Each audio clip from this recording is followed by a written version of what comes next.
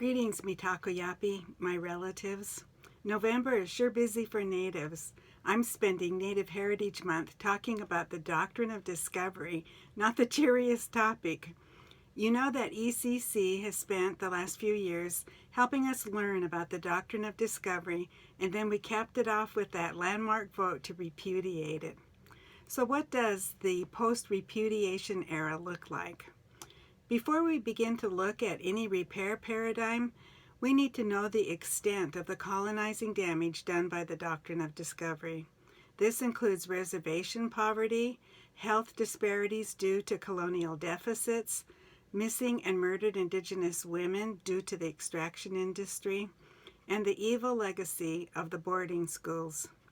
The church has had a substantial role in colonizing, in enacting the narrative of white supremacy on Native peoples.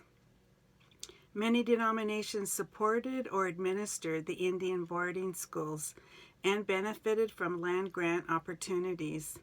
Most still teach a theology of assimilation rather than wholeness.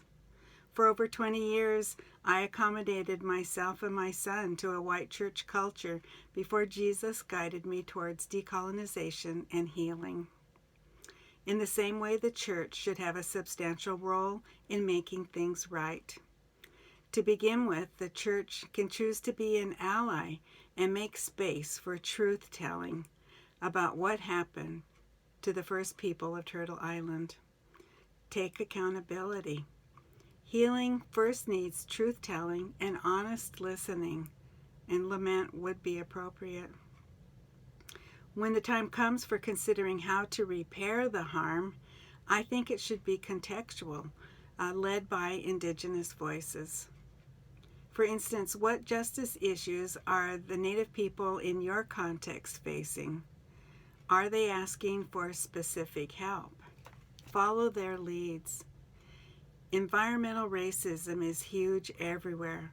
Most of the land damage has been done on Native, tribal, and federal land.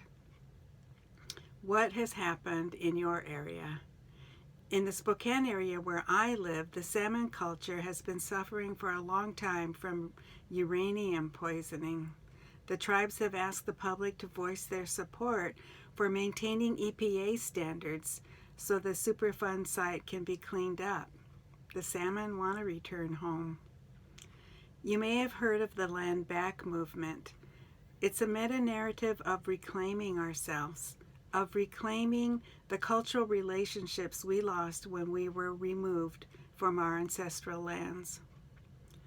It relates to Native languages, to food sovereignty, to treaty rights, and to cooperative management of public lands, and much more.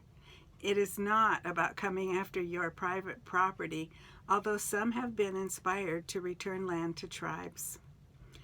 I fear that while we are all arguing to gain political and economic advantage, the climate disaster will overwhelm all of us.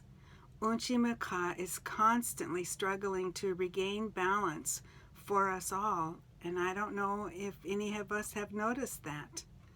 She has a voice. Listen. Now, what can we do? This is the usual response of the Western world. We have a take charge, pull yourself up and fix it attitude. One thing I know we can do is choose our worldview.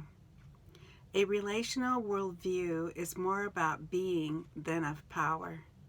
For example, the way we talk about the degenerating condition of Earth is often fear-based. What if we based our discourse on love for the earth? Love is transformative. It is the power of the Spirit. It creates something bigger than an individualistic worldview. Can we see the world through the lens of the Creator? The magnitude of interconnected relationships in all creation. My worldview is Mitakuye Oyasi. We are all related.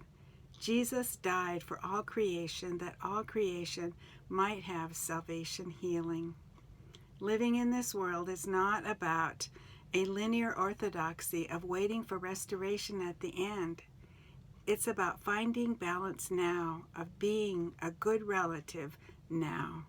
So I wish you all a great week with family and friends.